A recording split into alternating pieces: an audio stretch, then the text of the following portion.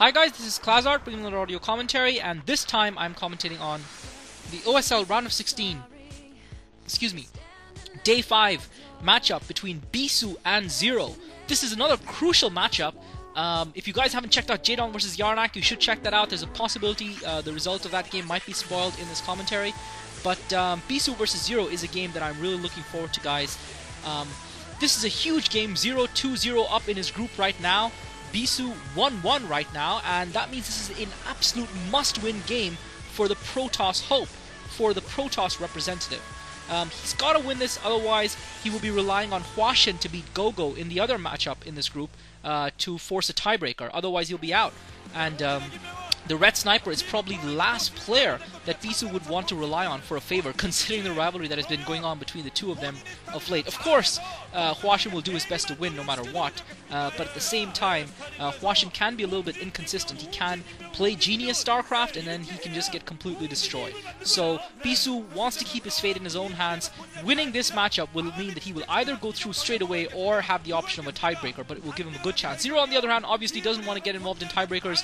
He wants to win this. He wants to keep his solid record going and progress through to the next round of the OSL. He's starting to build up a little bit of a reputation for himself, and beating Bisu here will certainly do it no harm if he can achieve that. This is going to be played on Heartbreak Ridge, a map that is starting to look like it might just favor Zerg. If you look at the statistics, it's 15-11 Zerg versus Protoss, 55% win rate for Zerg. So just very slightly right now leaning towards Zerg, although I'm not sure how much of that is down to the antics of players like Jaedong. But Bisu, obviously, we've seen some great StarCraft from him on Heartbreak Ridge. We've also seen him come up against some great StarCraft on Heartbreak Ridge, and this is really starting to become a very entertaining map that I think a lot of you guys are starting to enjoy. We've got Zero at the 9 o'clock position in blue, and we've got Bisu in teal at the 3 o'clock position. And actually, if you look at these guys, obviously Bisu is the player who has the weight of expectation on him, who would be expected to push through and win.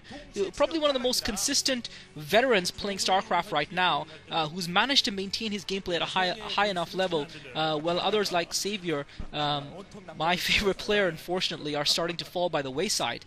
But Bisu has maintained that level of play, and if you look at his Zerg versus Protoss record, it's not impeccable, but he's got 7 wins out of his last 10 games, and that's still mighty impressive. And Zero, while he doesn't have as strong an overall record versus Protoss as obviously Bisu has versus Zerg, he still has won the last 7 out of 10 Zerg versus Protoss games. So even though Bisu with the major pedigree and with a superior overall record, of late Zero has been matching Bisu, at least as far as record is concerned. And I'm not sure whether they're referring to Bisu or to Zero. Bisu starting up his pylon as expected to fast expand. Zero putting his spawning pool down. Looks like he's gone for a 9 pool here, and then his Overlord's just popped out, so Zero looks like he's gone for a 9 pool. Bisu's got his probe in there, he's seen that 9 pool, so he should be in a comfortable position to defend from it. I'm sure he put that forge down, put a couple of photon cannons down, and it's just going to be down to whether or not Zero can do a little bit of harass. At the very least, what Zero will achieve is he'll force Bisu to put those cannons down. And again, I personally, I think it's hugely debatable, this whole 9 pool thing. I know a lot of Zergs are going for this on Heartbreak Ridge versus Protoss. Is almost becoming standard versus Protoss. Personally, I find it a little bit debatable. I mean, do you really gain all that much by forcing the Protoss player to put a couple of cannons down to start with? Do you really slow down their growth, their growth rate that much? Bisu now with the probe harassing Zero, preventing him from taking his natural expo. Zero forced to bring a second drone out. Should be able to get that natural expo down. And Bisu puts the pylon down. Bisu for the pylon harass. Again, it's one of those debatable, questionable things.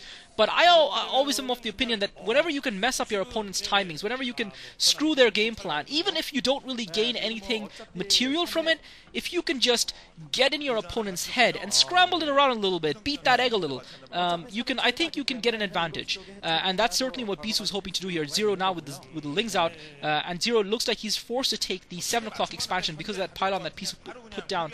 Bisu with only the 1 photon cannon down so far. Zero's Lings heading towards Bisu's base. Bisu with the 1 cannon, then the Nexus, then the 2nd cannon. Zero's Lings just about reaching the halfway point in the map. He still hasn't been able to take his natural expo. Bisu's probe, I believe, still around there looking for the minimap harassing. And Zero's going to try and sneak through here. That 1 photon cannon coming up. Zero's Lings closing in. Zero does have that overlord for sight though, so you can see exactly what Bisu's doing. Bisu trying to use that probe to draw Zero's Lings away. Zero's now going to take his natural expo in the meantime as well, but Bisu still got that probe there, waiting to harass that probe with the shield fully regenerated, and Zero's not going to be able to get in there. Bisu with a couple of probes comfortably blocks. Zero still trying to get that hatchery down, finally gets it down, takes his natural finally. So Zero now translating into the standard 3-hatch build for Zerg, but that hatchery obviously will go up a little bit later, but it's not going to bother him too much. Bisu looks like he started up his second gateway, started up his first gateway. He's got 2 photon cannons down already, Zero not taking his extractor, so it looks like we are settling in for a slightly longer game here between these two players. But yeah, as I said, I find this whole 9-pool tactic a little bit questionable. I guess it's necessary because if the Protoss does something crazy, you want to be ready for it. You don't want to be caught off guard, and you can put a little bit of pressure on your Protoss opponent, delay that Nexus a little bit by a cannon at least. In this case, you're only delaying it by the 1 cannon, not by the 2. Second cannon only going down after the Nexus went down. Now the Cybernetics core going down for Bisu as well.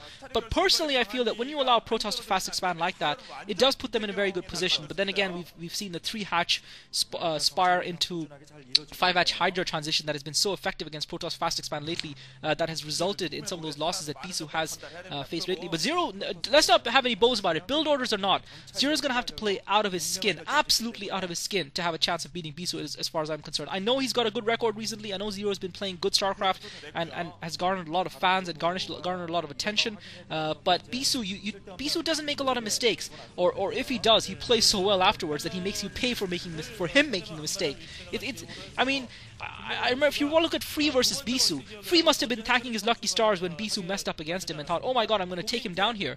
But Bisu came back and laid the double hurt on him. And it's almost like when Bisu makes a mistake, players have got to start worrying, because it just means he's going to play that much harder and going to be that much more difficult to beat. So Zero's going to have to play some top StarCraft here. Bisu once again managed to get that probe in, and that's that same probe that has been harassing Zero at his natural expo. And Bisu's got a lot of mileage out of that probe. And Zero, I really think, should have done perhaps a little bit better in trying to get that block that probe from getting in his base. Although I'm sure Bisu knows exactly what Zero's up to. Bisu now going with the Citadel of Adon, and I believe that might have been a robotics facility. We might be seeing a DT drop here from Bisu, guys. I'm not sure if that's a robotics facility going down alongside the Citadel of Adon. I have a feeling it is, and if it is, this is going to be absolutely fascinating StarCraft. If Bisu does go for that, if he does go for a DT drop.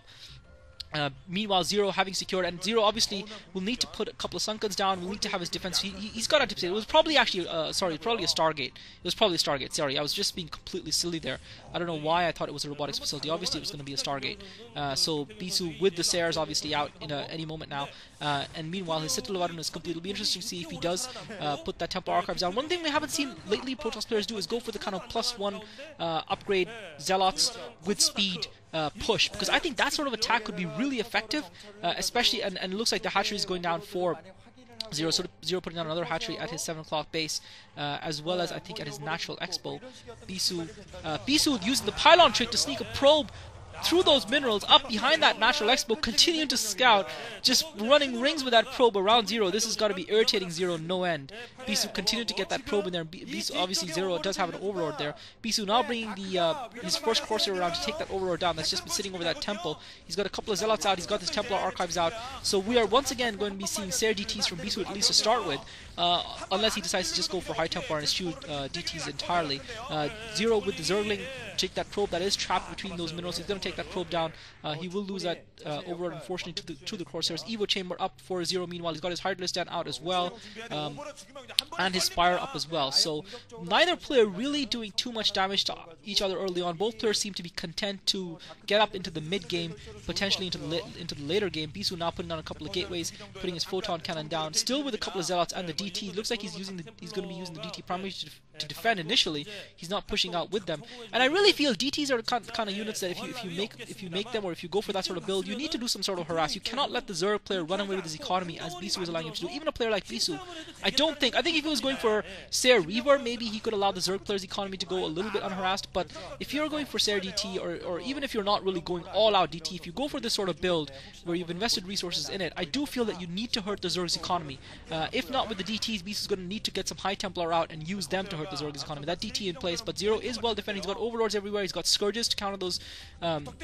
He's got Scourges, and I believe he's got well-positioned Sunkens as well. Well-placed, well-hidden Sunkens. So that DT isn't really going to be able to do anything. A couple of High Templar now out for Bisu. Cybernetics core spinning away as well. He's got a single Dragoon out as well, and it looks like Bisu's just going to be relying on winning those mid-game battles and perhaps getting some good harass going with those DTs, with those High Templar, but he hasn't put a robotics facility down, so it's not like he's going for High Templar drops either. And I just personally feel that you cannot put yourself in a situation where you let your opponent's economy, especially a Zerg economy, continue to grow unchecked and allow the Zerg to just macro up, and Zero bringing the Zerglings out trying to catch that DT almost gets us surrounded. Bisu pulls it out just in time. And obviously, Bisu wants to keep that DT alive. Zero now, a couple of lurkers out as well. And both players just seem to be content to sit in their bases for now. Bisu, this is very un-Bisu-like.